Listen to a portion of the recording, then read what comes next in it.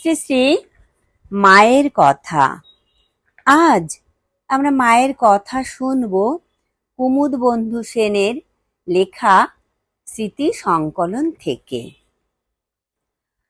আনন্দের দিনগুলি শেষ হয়ে এলো। শুনলাম কালী পূজার পর মা জয়রামবাটি ফিরে যাবেন।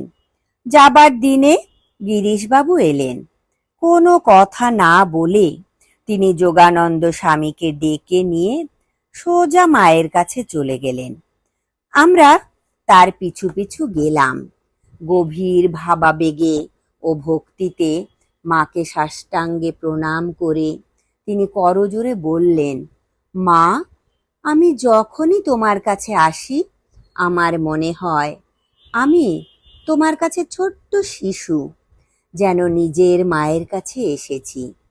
আমি যদি তোমার বড়সড় ছেলে হতাম তাহলে মাকে সেবা করতে পারতাম, কিন্তু তার উল্টোটাই হচ্ছে। তুমিই আমাদের সেবা করছো, আমরা তো করছি না। তুমি জয়রামবাটি যাচ্ছ লোকজনের সেবা করতে, এমনকি রান্না করেও খাওয়াবে। বলো, কেমন করে আমি তোমার সেবা করতে পারি? কি করে জগন্মাতার সেবা করতে হয় তা কি আমি জানি? আবেগে রুদ্ধ হলো কণ্ঠ, মুখ রক্তাভ। আবার তিনি বললেন, মা, তুমি আমাদের মনের কথা সব জানো।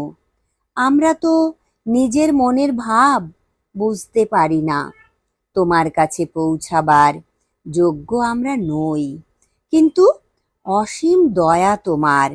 সন্তানদের দেখা দিতে নিজেই এসেছো।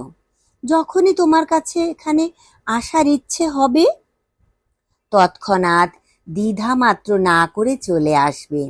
আমরা তোমার সন্তানেরা আমাদের মাকে দেখে কতই না আনন্দ পাই। তোমার সেবা করার সুযোগ দিয়ে আমাদের ধন্য করো। আমরা পিছনে ছিলাম। তিনি আমাদের উদ্দেশ্য করে তারপর বললেন, মানুষের পক্ষে বিশ্বাস করা শক্ত। ঈশ্বর কখনো কখনো আমাদেরই মতো মানব দেহে আবির্ভূত হন। তোমরা কি অনুভব করতে পারছো স্বয়ং জগন্মাতা গ্রাম্য রমণীর বেশে তোমাদের সামনে দাঁড়িয়ে আছেন? কল্পনা করতে পারছো কি সাধারণ রমণীর বেশে তিনি আমাদের সমস্ত প্রকার গার্হস্থ্য কর্ম, সামাজিক কর্ম করতে থাকেন? এসব সত্ত্বেও তিনি স্বয়ং মহামায়া, মহাশক্তি, জীবের মুক্তির জন্য আবির্ভূত হয়েছেন। একই সঙ্গে মাতৃত্বের পরম আদর্শ স্থাপন করে যাচ্ছেন। উপস্থিত সকলের উপরে তার এই বক্তব্য গভীর প্রভাব বিস্তার করল। পরম প্রশান্তি ও মহিমায় ভরে গেল সম্পূর্ণ পরিবেশ। তা যেন সাক্ষাৎ স্বর্গলোক, আধ্যাত্মিক আনন্দ ও আশীর্বাদে পূর্ণ। মায়ের সঙ্গে আমরা রেল স্টেশনে গেলাম। তার পাদস্পর্শ করে প্রণাম করলাম। তিনি আমাদের আশীর্বাদ করলেন। 1897 খ্রিস্টাব্দের এপ্রিল মাসে শ্রী শ্রী মা কলকাতায় এসে কয়েকদিন কাটিয়ে গেলেন। বাগবাজারে গঙ্গার ধারে তার জন্য ভাড়া করা একটি বাড়িতে তিনি ছিলেন। স্বামী যোগানন্দ মায়ের দেখাশোনা করার জন্য ছিলেন।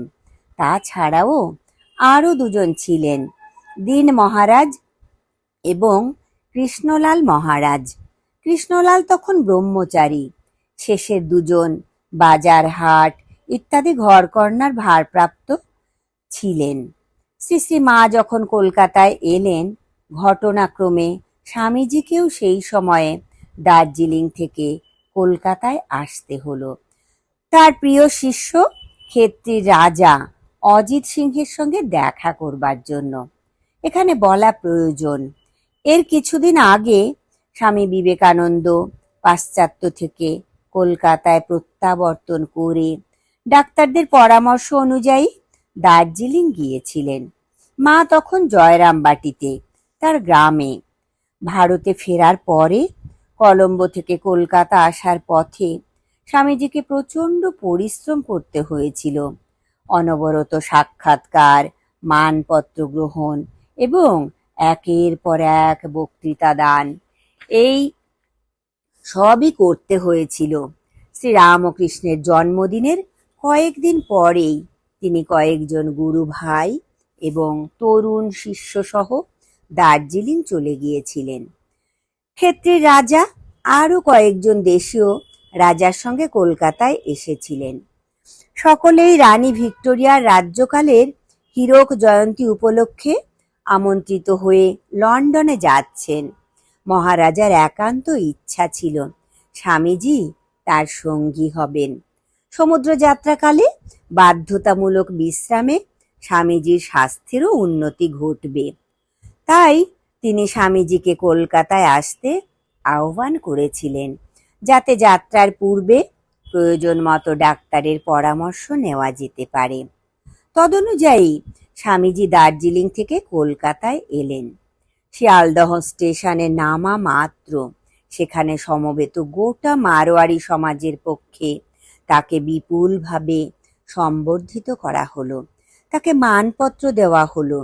মহারাজা অজিত সিংহকে অগ্রণী করে ব্যবসায়ী সমাজের শিরোমণিরা সম্বর্ধনায় এগিয়ে এসেছিলেন, কারণ এই ব্যবসায়ীদের অনেকেই মহারাজার অধীনস্থ জমিদার, আর স্বামীজি মহারাজার সম্মানীয় অতিথি ও পূজনীয় গুরুদেব।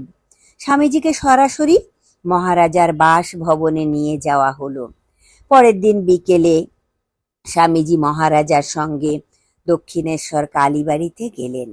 সেখান থেকে ফেরার পথে তারা আলমবাজার মঠে নামলেন শ্রীরামকৃষ্ণের সন্ধ্যা আরতি দেখবার জন্য। যাবার পূর্বে উভয়েই প্রসাদ গ্রহণ করলেন। কথামৃতকার মাস্টার মশাইয়ের সঙ্গে দুই জায়গাতেই উপস্থিত থাকার সৌভাগ্য আমার হয়েছিল। পরদিন বিকেলে দুজন তরুণ ব্রহ্মচারী শিষ্যকে নিয়ে স্বামীজি বাগবাজারে এলেন শ্রী শ্রী মাকে দর্শন করতে। আমি তখন স্বামী যোগানন্দের কাছাকাছি বসে ধর্ম প্রসঙ্গ করছিলাম। স্বামীজির আসার সংবাদ শুনেই যোগানন্দ স্বামী তাকে অভ্যর্থনা করতে দ্রুত এগিয়ে এলেন। কুশল বিনিময়ের পর স্বামীজি যোগানন্দ স্বামীকে জিজ্ঞাসা করলেন, মা এবং তার সঙ্গিনীরা ভালো আছেন তো? যোগানন্দ বললেন, ঠাকুরের কৃপায় এখানে সব কুশল, কিন্তু দার্জিলিংয়ে তোমার শরীর কেমন ছিল? স্বামীজি তারপরেই সোজা মায়ের কাছে চলে গেলেন। আমরা তার পিছু পিছু গেলাম। এক স্মরণীয় ঐতিহাসিক মুহূর্ত। পাশ্চাত্য থেকে বিপুল যশ ও গৌরব নিয়ে প্রত্যাবৃত্ত স্বামী বিবেকানন্দের সঙ্গে শ্রী শ্রী মায়ের এই সাক্ষাৎ দৃশ্যটি দেখার সৌভাগ্য যে অল্প কয়েকজনের হয়েছিল, তারা প্রত্যেকেই তখন আনন্দে বিহ্বল। মা অন্য দিনের মতো অবগুণ্ঠনে আবৃত থেকে ঘরের দরজার সামনে দাঁড়িয়েছিলেন। স্বামীজি সাষ্টাঙ্গে প্রণাম করলেন। সে এক স্বর্গীয় দৃশ্য। পৃথিবী বিখ্যাত বিবেকানন্দ শ্রদ্ধায় ভক্তিতে অনুগত সন্তানের মতো শ্রী শ্রী মাকে সাষ্টাঙ্গে প্রণত। দীর্ঘ 7 বছর পরে স্বামীজিকে দেখলেন শ্রী শ্রী মা। তিনিও গভীরভাবে আলোড়িত, স্থির, নির্বাক, যেন সমাধিমগ্ন। গোটা পরিবেশ অবর্ণনীয় মহিমা ও দিব্য আনন্দে পরিপূর্ণ। প্রণাম করার সময়ে স্বামীজি মায়ের পাদস্পর্শ করেননি। তারপর উঠে দাঁড়িয়ে মৃদু কণ্ঠে বললেন, যাও মাকে সাষ্টাঙ্গে প্রণাম করো, কিন্তু পাদস্পর্শ করো না। উনি এতই কৃপাময়ী, কোমল প্রাণা, স্নেহাতুরা যে কেউ ওর পাদস্পর্শ করলে উনি তৎক্ষণাৎ তার জ্বালা যন্ত্রণাকে টেনে নেন নিজের মধ্যে।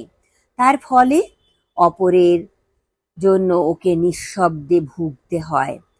একে একে ধীরে ধীরে গিয়ে প্রণাম করো, গোটা মন প্রাণ দিয়ে ওর আশীর্বাদ প্রার্থনা করো, কিন্তু মুখে কোনো কথা নয়। উনি সর্বদা এমন অতি চৈতন্য লোকে থাকেন যে প্রত্যেকের অন্তরের সংবাদ জানেন। স্বামীজির নির্দেশে আমরা সবাই গিয়ে আস্তে আস্তে মাকে সাষ্টাঙ্গে প্রণাম করলাম। স্বামীজি শান্তভাবে বারান্দার কোণে দাঁড়িয়ে রইলেন। আমাদের প্রণাম শেষ হলে গোলাপ মা নিস্তব্ধতা ভেঙে খুব স্নেহভরা স্বরে স্বামীজিকে ডেকে বললেন, মা জানতে চাইছেন দার্জিলিংয়ে তোমার শরীর কেমন ছিল, কোনো উন্নতি হয়েছে কি? স্বামীজি: হ্যাঁ, ওখানে আগের থেকে ভালো ছিলাম। মহেন্দ্র বাড়ুজ্যে এবং তার সুশিক্ষিতা স্ত্রী আমাদের যথেষ্ট যত্ন আত্তি করেছেন। আমার মনে হয় কয়েকদিনের মধ্যেই শরীর ঠিক হয়ে যাবে। গোলাপ মা: মা বলছেন ঠাকুর সর্বদাই তোমার সঙ্গে আছেন, তোমাকে সমাজের উন্নতির জন্য আরো অনেক কিছু করতে হবে। স্বামীজি: মা, আমি পরিষ্কার দেখছি, মনে প্রাণে অনুভব করছি যে আমি ঠাকুরের হাতের যন্ত্র ছাড়া কিছু নই। মাঝে মাঝে অবাক হয়ে ভাবি, কি করে এইসব ব্যাপার সম্ভব হচ্ছে, কি করে পাশ্চাত্যের স্ত্রী পুরুষে ঠাকুরের বাণী প্রচারে নিজেদের জীবন উৎসর্গ করতে স্বেচ্ছায় এগিয়ে আসছে। মা, আপনার আশীর্বাদ নিয়ে আমি আমেরিকা গিয়েছিলাম। তারপর যখন বক্তৃতা সেরে সেখানকার লোকেদের মুগ্ধ করতে পারলাম, তাদের কাছ থেকে বিরাট সম্বর্ধনা পেলাম, তখন বুঝতে পারলাম মায়ের আশীর্বাদের ফলেই এই অলৌকিক কাণ্ড ঘটেছে। যখন একান্তে থেকেছি তখন স্পষ্টই অনুভব করেছি ঠাকুর যাকে বলতেন মা কালী, তিনিই আমার পথ দেখিয়েছেন। মায়ের উত্তর গোলাপ মা স্বামীজিকে জানালেন, ঠাকুর মা কালীর থেকে পৃথক নন, ঠাকুরই এই বিরাট জিনিসগুলি তোমাকে দিয়ে করিয়েছেন। তুমিই তার বাছা শিষ্য এবং সন্তান।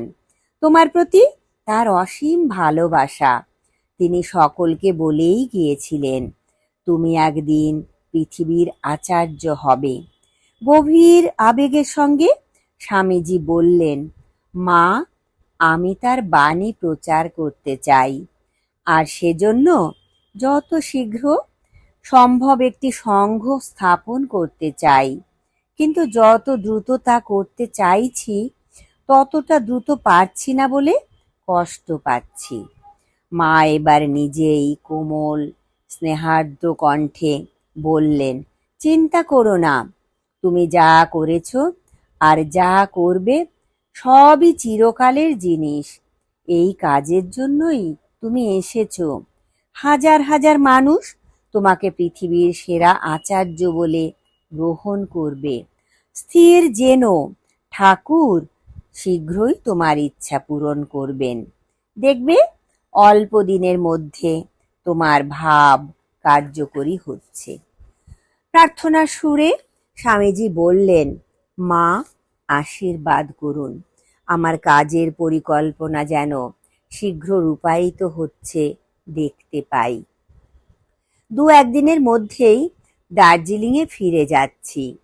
কলকাতায় এসেছিলাম ক্ষেত্রীর মহারাজার অনুরোধে। এই কটি কথা বলে স্বামীজি আবার মাকে সাষ্টাঙ্গে প্রণাম করে বিদায় নিলেন। স্বামী যোগানন্দ সর্বদাই সর্বোচ্চ শ্রদ্ধার ভাষায় মায়ের প্রসঙ্গ করতেন। অনর্গল ভাবে বলে যেতেন কেমন করে একেবারে শিশু বয়স থেকে সকল পার্থিব সুখ স্বাচ্ছন্দ্যের প্রতি মা উদাসীন থেকেছেন। কি তার শান্ত স্নিগ্ধ স্বভাব, অকলঙ্ক চরিত্র, শিশুসুলভ সারল্য, অনাড়ম্বর জীবনযাত্রা, সকলের প্রতি সহানুভূতি, সহৃদয়তায় পূর্ণ অন্তর, অসীম মাতৃস্নেহ, গভীর আধ্যাত্মিক উপলব্ধি, এবং আধ্যাত্ম পথগামীদের অন্তরে উদ্দীপনা সঞ্চারেও তাকে ঊর্ধ্ববাহিত করায় তার ক্ষমতা আশ্চর্য। তার কথা এখনো সকলের বিশেষ জানা নেই, তবে নিঃসন্দেহে তিনি আমাদের পুরাণ এবং ইতিহাসের বিরাট আধ্যাত্মিক চরিত্রের মতোই মহিমাময়ী। ঠাকুর এবং মায়ের চরিত্র সম্পর্কে ভুল বুঝে কিভাবে সন্দেহ করেছিলেন সে কথাও স্বামী যোগানন্দ আমাদের কাছে বর্ণনা করেছেন। তিনি মনে করেছিলেন শ্রীরামকৃষ্ণ বোধহয় রাত্রে গোপনে মায়ের ঘরে যান। দক্ষিণেশ্বরে মা শ্রীরামকৃষ্ণের ঘরের কাছেই নহবতখানায় থাকতেন। একদিন রাত্রে শ্রীরামকৃষ্ণকে নিজের ঘর থেকে বেরিয়ে নহবতখানার দিকে যেতে দেখে স্বামী যোগানন্দের মনে সন্দেহ জাগে। তিনি অতি গোপনে তার অনুসরণ করতে থাকেন, কিন্তু অবাক হয়ে দেখেন শ্রীরামকৃষ্ণ নহবতখানার পাশ কাটিয়ে নিজের মনে এগিয়ে যেতে লাগলেন। মায়ের ঘরের দিকে তাকালেন না পর্যন্ত। তিনি ঝাউতলার দিকে যাচ্ছিলেন শৌচাদির জন্য। জ্যোৎস্না ভরা রাত। যোগানন্দ মায়ের ঘরের দিকে নজর করে দেখলেন শ্রী মা সেই মধ্যরাত্রেও গভীর ধ্যানে মগ্ন। অধ্যাত্ম আলোকোজ্জ্বল মায়ের মুখ বাহ্য চেতনাহীন, আত্মনিমজ্জিত। সে এক দিব্য দৃশ্য। শ্রীরামকৃষ্ণের মতো শুদ্ধ সত্য মহাপুরুষের সাধুত্বকেও তিনি সন্দেহ করেছেন। এর গ্লানিতে যোগানন্দের মন পূর্ণ। তিনি স্তব্ধ হয়ে দাঁড়িয়ে আছেন। এমন সময়ে শ্রীরামকৃষ্ণের পদধ্বনি শুনতে পেলেন। তৎক্ষণাৎ দ্রুত পদে উত্তরের বারান্দায়, যেখানে তার বিছানা, সেদিকে চললেন। কিন্তু অবাক হয়ে দেখলেন ঠাকুর তাকে আগেই ধরে ফেলেছেন। তিনি পুরো ব্যাপারটি বুঝেছিলেন।